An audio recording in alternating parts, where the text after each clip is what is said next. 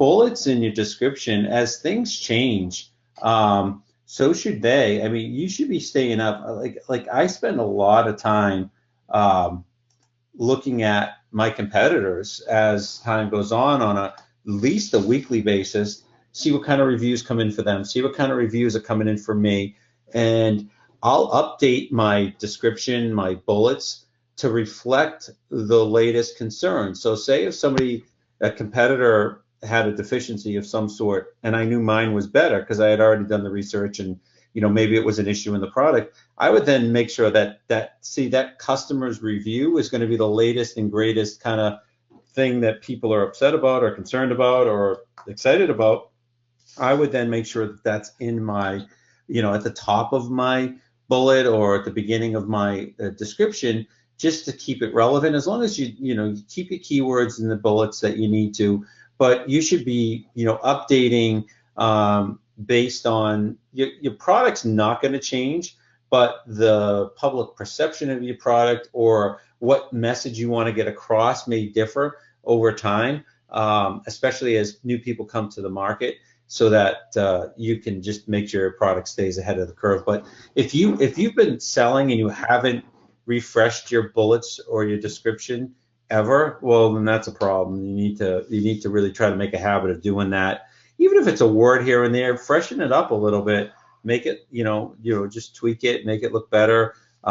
You've certainly, on a monthly basis, certainly you've got enough feedback that, consistent feedback that you're going to be able to maybe make some changes based on that feedback, whether it's a bad review, good review, whatever, and address maybe some of those positives or negatives. So that's something that you should be doing on a regular basis. But bullets are really important, right? I mean, as we know, bullets and description close the deal. We keep talking about this. We talk about our, conversion rate, our click-through rate. Conversion rate is directly impacted by what's in your listing. You've already got their attention. What are you going to do to close the deal? At this point, they've already seen the click-through rate. They've seen your title. They've seen your picture. They've seen your price. They see your reviews scores, right? Now, the rest of what you have, these secondary pictures, the bullets, the descriptions, some of the specifics, specs of the product, that's what closes the deal. And in my opinion, the bullets are like, if you don't knock them dead right out of the gate with the bullets, you're going to have a hard time selling, a hard time closing the deal. And I'll tell you why, because every single competitor has the same bullets. And, what we talked about before is use your competitors as inspiration. If you remember, we have, how, oh, I don't know what happened. I thought I had it open. Like everything else, I also have on the spreadsheet a tool to help you write bullets. So let's just pull that up. So basically, what I do, this tool here, it's a bullet creation tab. On the left-hand side, it has rules, the rules that we want to use, all 5 lines, less than 125 characters. 2 bullets should be the specs and features, and lead off with it. I want to go into these, but they're all here. This is summarized of the rules. I then put in the top complaints, and I put the top features, what people love. I put those in here. So I take my time and do this. Then in here, I put all my, the top 15 keywords or whatever. And then I start writing the bullets. Sometimes I'll put my competitors, it's just top 3 competitors and just what their bullets are. There's plenty of room for that. And then just kind of sit here. It's a working session, and you bring your competitors' information in, you bring what the complaints are, what people love, and eventually it all comes into you make sure you get your keywords used, and you're able to get something that's really, really creative. But you should follow some very basic guidelines. And again, you should be revamping this on a regular basis. This should be something you do once your product launches and never look at it again. By the way, if you're not paying attention to what your competitors are doing, what reviews they're getting, what new products might be on, you should always be looking. I know every competitor that's on the top couple pages of all my top keywords, because I want to see when someone new comes to town, what they're doing differently. What are their sales? What else do they sell? what's their listings look like? What are some of the things that they might have improved upon to help their product so that I could know for the next time around? I mean, so finding out once you find your product, even if it's selling really, really well, you still want to stay ahead of the curve. I mean, let's face it, if you look at this specific course that we're teaching, if we just said, okay, we're selling successfully and we never looked for that next top strategy, that next thing that moved, we didn't test a million things, we couldn't be ahead of the curve for you guys as well. So always stay ahead. It's a full-time job to, not so full, you know what I mean? It's a full-time job to make sure you know your space. And that's back to why I used to say, try to sell what you know and sell what you like, because that makes that easier.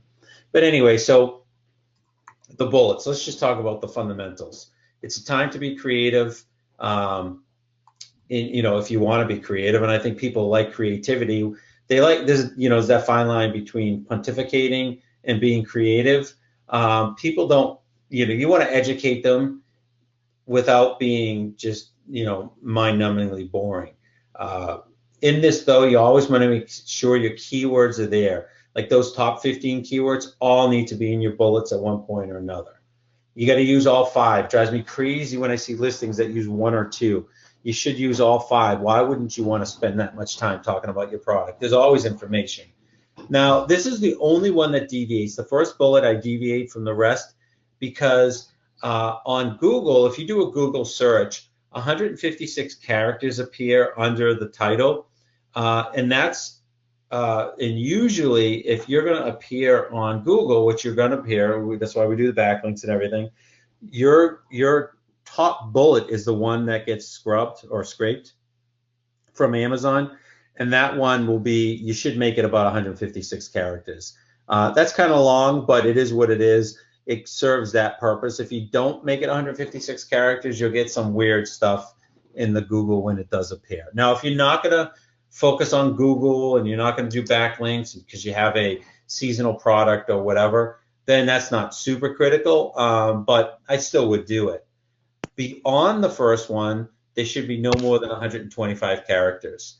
And always the first part of the sentence should be capitalized followed by a colon. So this is really, really important because you want it to be, you want the top keywords and the, people's eyes to gravitate to it, something that sucks them in. And as I said before, the top 5 key phrases, remember we do the keywords, we do the top 5, 15, and 50. The top 5 key phrases should be in the exact phrase format, and a couple of them should be in the lead bullet. Now, all 15 keywords should be sprinkled.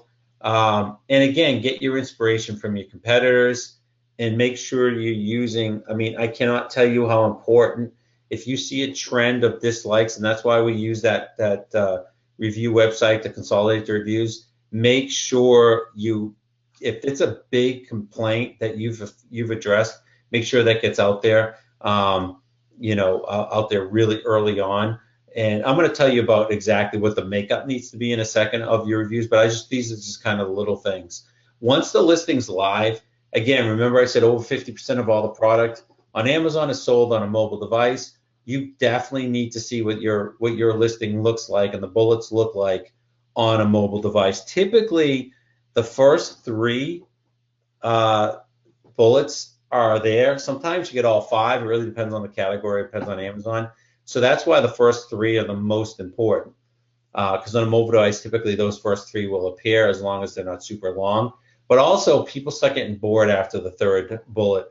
I read a statistic that the first 3 bullets are where you're going to sell it or you're not going to sell it. Most people don't read the 4th and 5th bullet, and if they do, they're pretty. The further down they go in the bullets, the more likely they are ultimately to buy from you. So, that's why you still want to have good content after the 3rd bullet, but you're also going to realize that you really got to sell it in the first 3. So always, you'll see my recommendation. One of the first 3 is going to be your specs. The other 2 is why that person should buy from you and what makes your product better than somebody else. So I can't tell you enough about how looking at reviews on your competitors and looking at how your top competitors are the bullets look will make a difference in the way your sales ranking and stuff like that, and your ability to close the deal, your conversion rate. All right, we talked about that. So this is a duplicate. All right, so this is a deal. Two of the bullets, this is what I really want to focus on, should lead off with your budgeted keywords, top keywords. They should focus on your features and functionality, whatever those are. The top features and functionality, no more than 125 characters each. The first bullet, remember the one that I said could be long, 156 characters? That should not be features and functionality. That should be why your product solves a problem for them. So two of the bullets should be like specs. This is my product. This is like the specifics. This is what it does. Then the other three should focus on how your product solves their problem, what your product, will make life easier for them.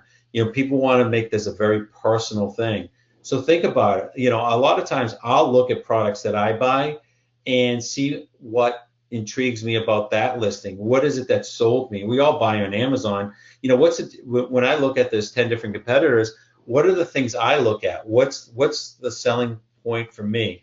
And as I always said, you sell like you buy, because that's, typically how most people do it. So make sure you don't just spend, a lot of people just spend 5 bullets telling about their product. They'll just say this is a product and explain their product, but they'll miss the point why the customer should be buying yours and not everybody else's. So there's a fine line there between talking about your product and then just talking about your product. I mean, you should be showing your product in your lifestyle photos, or showing your product in action. You should talk that way too. You should talk about what your product would do, help that person's life easier. And once the person can relate to your product, they're going to buy it. If they relate to yours more than the next person, this is tough. This writing the 3 bullets that talk about how your product can make life easier for people is definitely an art, not a science. But what I can tell you is 2 of those should be in the first 3. So that's my recommendation. One of the first 3 should be about features and functionality. The other two should be why your product solves a problem, and or why your product makes the life of the person that you want to buy it easier. Okay, so money back guarantee or commitment. I think I mentioned this last week. I'm not a big fan of that. If you're I don't even know, I don't know of a product that I've ever sold that I couldn't come up with 5 real compelling bullets. Remember, they're only 125 characters. It's not like they're super long essays. Money back guarantee, it's redundant. Amazon already does that. Like, Amazon has the best return policy in any retail environment at all. So, I mean, I typically I don't waste my bullets on money back guarantee. I let my reviews, and we'll talk about this next week, I think, where we talk about using questions. I let my reviews, I let my questions, and I let my response to reviews talk about our commitment to the customer, right? So that's where that message is explained, not in a very valuable. You get 5 bullets. You get basically 600 characters in 5 bullets to tell your story and close the deal. I don't know that money back guarantee is going to close that deal. So that's at least what I see out there. So back to the steamer thing. If we were to look at like how I would do the 5 steamers, right? And this is basically you've got this may not necessarily be the order, because typically, remember I talked to you about, I'd have 2. So the pink, purple, or whatever. I have a hard time with color. Let's say purple is what makes their life easier, and the 2 yellow are features and functionality. I would have a yellow and 2 purples, right, the first 3, and then the other ones. But this just shows you kind of how it would look, travel bag, collapsible hanger, and lint brush included. So you're like, well, that doesn't exactly talk about how it makes their life easier if you look at the last bullet here. Well, that's an important beginning of the sentence, right? And then you're going to say, you could then address why the bag, the collapsible hanger, and the lint brush, all in one product for easy travel, whatever. And you could talk about how having that all in one would make their life easier.